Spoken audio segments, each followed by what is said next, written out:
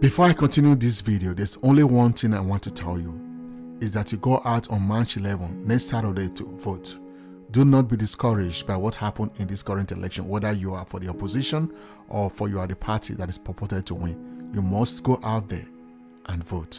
Now, let's get to the video. Hello, welcome to this channel. APC supporters, in attempt to defend the shambolic event INEC Nigeria calls the 2023 presidential election, are quick to point to Lagos as a point of reference. They are quick to point to Bola Tinubu's concession of Lagos to Peter Obi as a basis for his honesty and democratic ideals.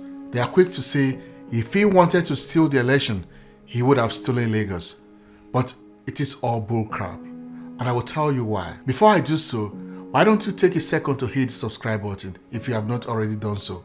While you're at it, please click on the like button so we can make more videos like this and share with you. Now, why did Bola Tinubu of the ruling APC concede Lagos State to Peter Obi, the candidate of the rejuvenated Labour Party of Nigeria? Let me provide you first with the proper context so you can fully understand my reasoning.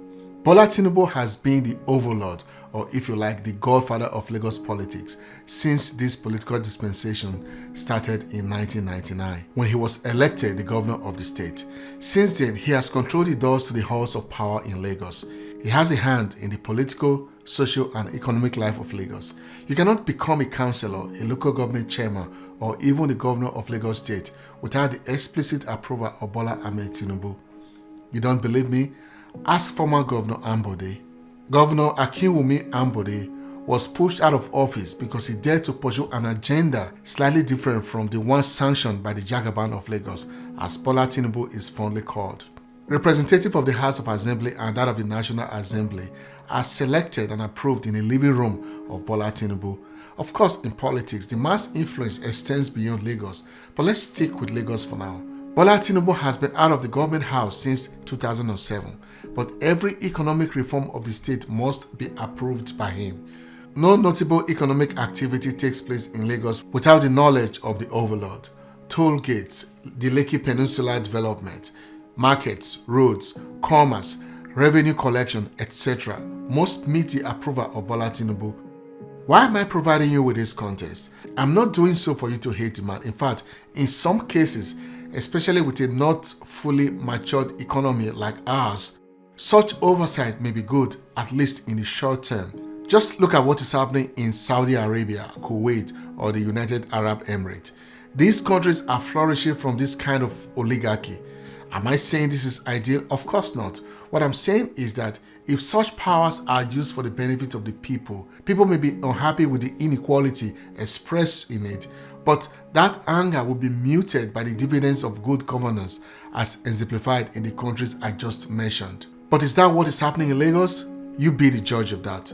What I'm really concerned with is why, in spite of all this power, control, and influence, Bola Tinubu conceded Lagos to Peter Obi. Why? Here are the reasons. Number one, overwhelming support of Peter Obi in Lagos. Peter Obi conquered Lagos in this past presidential election. The support and turnout was so overwhelming that it became almost impossible for the result to be overturned. Well, I said almost. This means that if Bola Tinubu, with the power of the state and the streets behind him, really wanted to change the results of the Lagos State presidential election to favor him, he could have done so, and nothing different from what is happening right now would have happened. They would have changed the results and pronounced him winner and asked Peter Obi to go to court if he felt aggrieved. Yet, in some sense, the size of the crowd that voted for Peter Obi gave them a pause. In fact, even the PDP, an opposition to Labour Party, has come out to say that Peter Obi's vote number in Lagos was close to 1 million and not the 500,000 or so recorded for him. So they figured, let's reduce his vote in Lagos, we will get him elsewhere, which they did in places like Rivers State, Benue State, Bayelsa, Kogi, and so on. 2. The second reason Bola Tinubu considered Lagos is what I call shiny gift of deception. When it was announced that Peter Obi had defeated Bola Tinubu in Lagos, I was not completely surprised because I know the amount of campaign that went into Lagos from the Labour Party. What surprised me was how Bola Tinubu's response was quick and swift and in favor of the defeat. Instead of protesting as he should have, you know what he said? He said, quote, "You win some, you lose some." How stay smiley? Well, it would have been if it was not all a ruse. Remember, this was at the very early stages of the announcement of results. The results of the other places were still not out and he was not leading at all. I thought about that and said, how could Bola Tinubu be so magnanimous and cavalier about losing Lagos? That was when I started to worry about the whole election.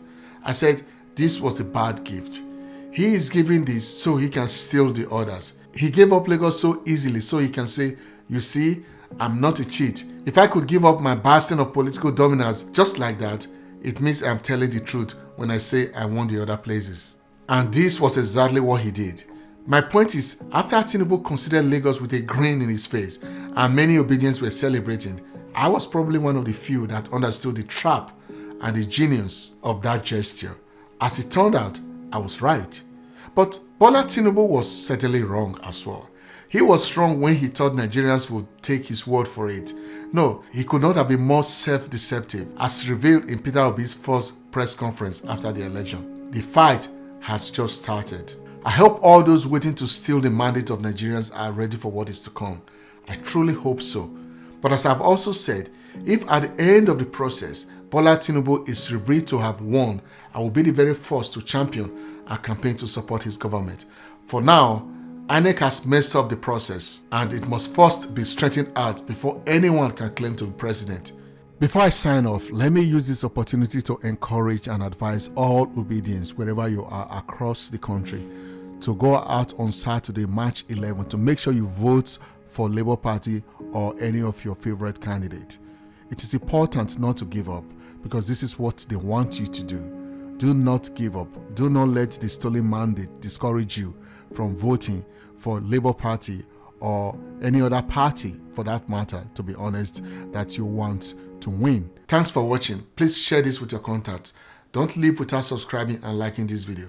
See you in another one. Bye for now.